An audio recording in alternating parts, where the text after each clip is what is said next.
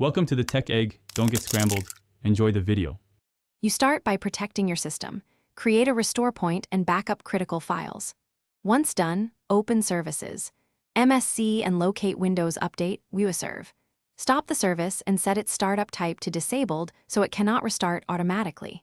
Make sure to also stop and disable Update Orchestrator and the background intelligent transfer service to eliminate helper processes.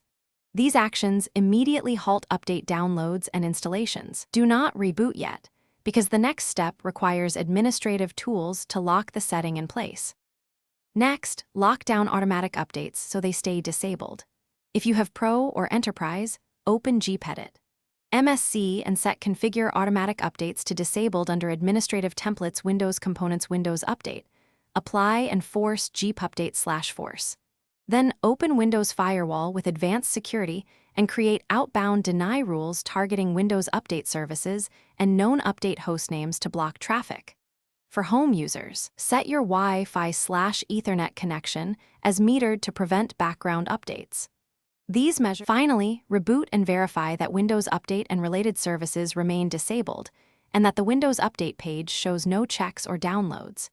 If updates resume, inspect Task Scheduler for any Windows Update or maintenance tasks and disable them. Some third-party apps re-enable services. If a conflict persists, boot to safe mode to reapply the service and firewall rules, or use your restore point to revert and try steps again. One key tip: if you need updates later, re-enable services briefly and update manually, then re-disable.